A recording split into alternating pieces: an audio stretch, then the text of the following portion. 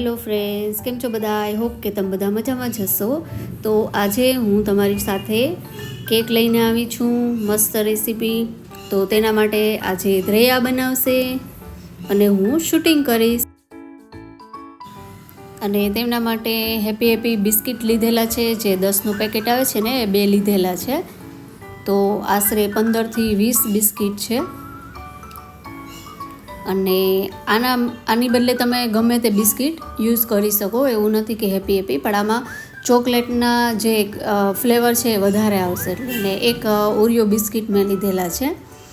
અને તેમાંથી આ ધ્રેયા ક્રીમ કાઢશે. તો બધું ક્રીમ એક બાઉલમાં આપણે નાખશું અલગ. અને મેં એક પેકેટ જ લીધેલું છે. તો આજે આ પૂરી રેસીપી ધ્રેયા જ બનાવશે, તો તમે એન્ડ સુધી બન્યા રહેશો. તો એક બાઉલમાં આ જે આપણે ઓરિયો બિસ્કિટ છે એનું ક્રીમ બધું એક બાઉલમાં કાઢી લીધેલું છે. તો આ બંને મિક્સ કરી દઈએ આપણે મિક્સરમાં. તો નાના નાના ટુકડા કરી દઈએ આપણે અને મિક્સર જારમાં બધા નાખી દઈએ. અને મિક્સર જારનો ઉપયોગ તો હું જ કરીશ, કારણ કે નાના બાળક માટે આ સેફ નથી. બરાબર ને ધ્રેયા? હા. તો ચાલો બધા ટુકડા કરી દઈએ આપણે.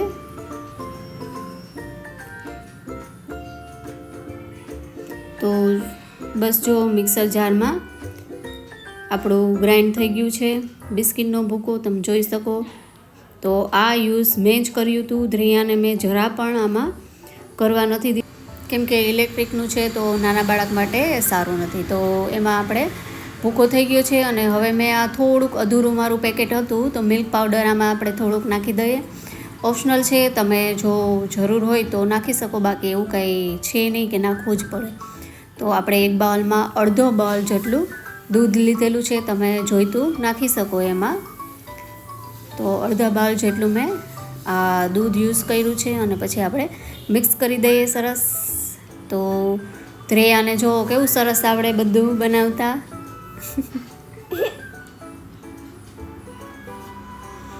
તો સરસ મિક્સ કરી દઈએ. અને હવે આપણે નાખશું ઈનો.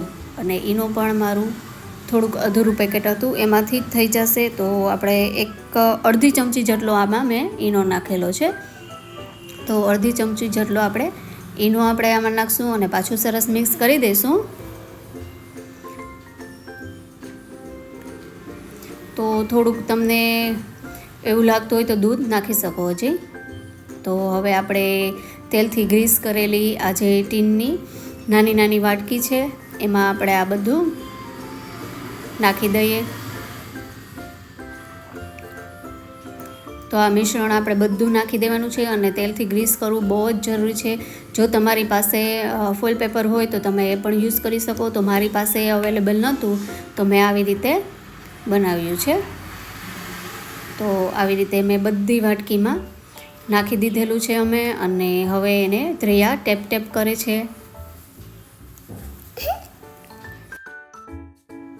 આપણે 10 મિનિટમાં પહેલાં જ આ હીટ કરેલું હતું, નીચે નમક નાખી અને ઉપર આપણે એવી જારીવાળી ટ્રે લઈ અને એની ઉપર આપણે આ બધા જે આપણા વાટકામાં છે આ બેટર છે એ બધું આપણે નાખી દઈએ. અને ઉપરથી બિસ્કિટના નાના નાના ટુકડા કરી અને એ પણ આપણે ઉપરથી નાખી દઈશું આમાં.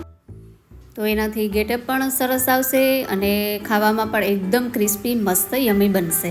તો આવી રીતે આપણે કેક રેડી છે. તો આપણે 10 મિનિટ માટે જ ખાલી રાખેલું હતું. તમે ચાકુ ભરાવી અને જોઈ શકો છો કે આપણી આ કેક મસ્ત રેડી થઈ ગઈ છે. તો જો તમે જોઈ શકો છો કે કેટલી સરસ બની છે. અને ગાર્નિશિંગ માટે આપણે જે ક્રીમ હતું ઓરિયો બિસ્કિટનું, તો એના ગોળ સર્કલ કરી અને આપણે સરસ ડેકોરેશન માટે આને સર્વ માટે રેડી છે આપણું આ કેક. તો તમે જોઈ શકો છો કે કેટલું સરસ લાગે છે. અને 10 મિનિટમાં જ બની જાય છે. અને કાંઈ પણ ઇન્ગ્રીડિયન્ટ્સ પણ ઝાઝી જોતી નથી, ખાલી બિસ્કિટમાંથી જ મેં બનાવી છે. અને સુગરનો ઉપયોગ તો બિલકુલ બી નથી કર્યો આમાં આપણે. એટલે એ પણ ખાસ એક મસ્ત એવી કેક આપણી રેડી છે. તો તમે જોઈ શકો છો. કેવી લાગી ધ્રેયા? હા, તો ચાલો ફ્રેન્ડ્સ, બાય.